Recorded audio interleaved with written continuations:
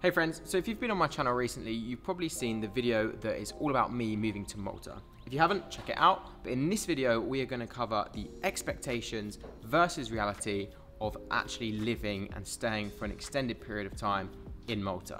So I feel like I'm in a pretty good place to know whether what I said in that video was true or not. And if you like this kind of Malta content, definitely hit the subscribe button because there is plenty more to come. Let's get into it. The first expectation that I had when I made the video was all about how good the weather in Malta is. And let me tell you, it was absolutely true.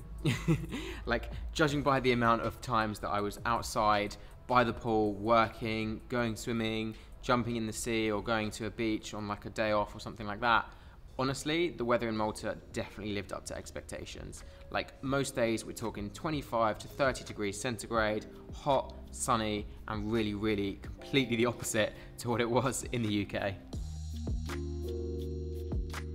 One of the reasons I chose Malta was because of the travel restrictions, or lack thereof. So for UK tourists or travellers or digital nomads, as long as you had 2 vaccines that were like approved by the European Union, you wouldn't have to do any kind of quarantine when you got to Malta. If you didn't have any vaccines, then you'd have to quarantine for at least like I think 10 to 14 days, which is basically, you know, a holiday or something if you're considering going.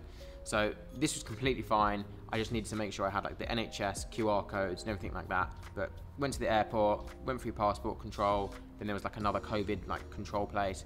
They stamped everything, checked my like forms and the QR codes, and it was pretty fine, to be honest.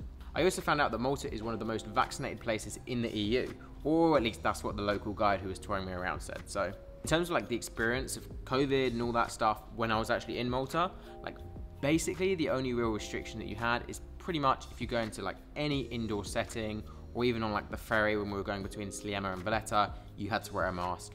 And the only other thing was that all the nightclubs were shut, but you know, I wasn't necessarily there to go clubbing, so that was fine. When I looked into Malta as a location, another thing that stood out was the fact that it's really similar to UK or English British culture. And actually, do you know what? That stands to be more true than I actually expected. Like, there was British telephone boxes, which I kind of knew about, but there was like a Marks and Spencer's, there was like a Costa Coffee, and like specifically in the Marks and Spencer's, they'd imported water all the way from Scotland. So I was just like, what the heck? This literally couldn't be closer to being in the UK if I possibly tried.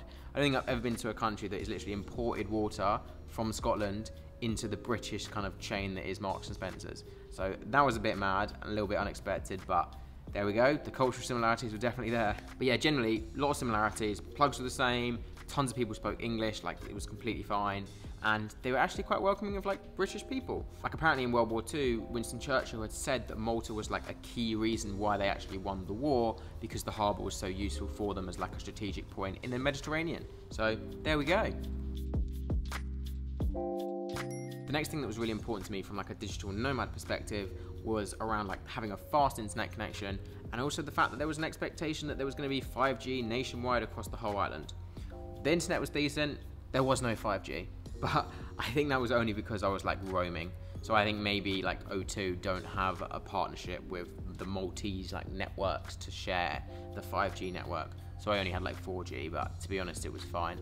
And the internet in the actual apartment was good enough to like upload videos and stream and, you know, be able to like go on Google Meet conference calls and all that kind of stuff. So you know what, it was completely fine and it was definitely good enough. Plus the 1 hour time difference I actually quite liked, because I would wake up at like 8 AM and it would actually only be 7 AM in the UK, and I was like, oh damn, I can kind of get a head start for my day here. Another expectation that I had was that Malta was going to be like a fairly affordable or like not too expensive place to be able to live. And I think generally that was like reasonably true. However, there was definitely a few things where I think because so much of the stuff within Malta was like imported, that kind of adds like an extra 20 or 30% on the actual cost of goods. And also something that was kind of a bit weird is that like for some of the supermarkets that I went to, in the UK you'd have like a choice of like 50 different apple juices, right? It seems kind of such a weird point, but the kind of thing is that when I went to Malta, they only had like Innocent apple juice, which is like a brand apple juice in the UK, and there's like tons of other supermarket brands. So like by just having that branded choice that was definitely going to be imported and no other choices, you're kind of forced to pay at least 20 or 30% more For the local stuff, it was like pretty affordable, it was pretty fine, but anything that was imported and anything that was branded was probably 20-30% more than the equivalent cost would be in the UK, I would say. In terms of the apartment that I stayed in, from a cost perspective, it was like fairly expensive. However, there's kind of two factors that I think were really important to consider. One, I was like in a really kind of great location. So I was in like Sliema, there was a place nearby in terms of getting food and stuff, the sea, and the kind of like swimming pool was included. And also the other thing is that I actually stayed with friends while I was there. So that like massively reduced the cost of having the apartment because people came and went as I was there for that period of time. So that made it a much, much cheaper experience to do. And that's something I would recommend doing if you're considering doing it yourself. From a transport perspective, yeah, it was pretty affordable. We pretty much walked everywhere we could because it was such a nice day. And so why not? Just trying to get my steps up on my Apple Watch. And then any further we needed to go, we just got like a Bolt because it was like 5, 6, I don't know, 10 or 20 euros or something. And there'd always be one other person with me, so we can always split it, which was, yeah, ideal. One of the hopeful expectations that I had was that the people in Malta were going to be like super lovely and super friendly, and that was something that I was definitely hoping for, especially as I was planning to stay in Malta for quite a long time, which I did. And so, yeah, I think generally this expectation landed true. Like the people were very friendly, very welcoming, and even though obviously like COVID has been a big thing, tourism is a massive driver of revenue for people in Malta. And so I think generally living on such a lovely island, plus also wanting to welcome tourists back in after what's been like 2 years, generally felt like a really positive and also like very safe experience as well. Like I didn't feel like there was some dodgy streets or areas in Malta. There probably is, but it didn't necessarily feel like it for me and the friends that I was with. But yeah, overall, in terms of like my expectations versus reality, I would probably give it like an 8 out of 10 or something like that. I think most of the expectations were there. I loved Malta. I'd definitely go back. A few niggles about, you know, not being able to use 5G and some of the food prices in supermarkets being like quite expensive. But apart from that, no, really, really like the place and definitely would like stay even longer and definitely go back in future. If you found this video helpful, you'll probably like this one here, which is my apartment tour in Malta, where I was staying in Sliema. I forgot how you pronounce it.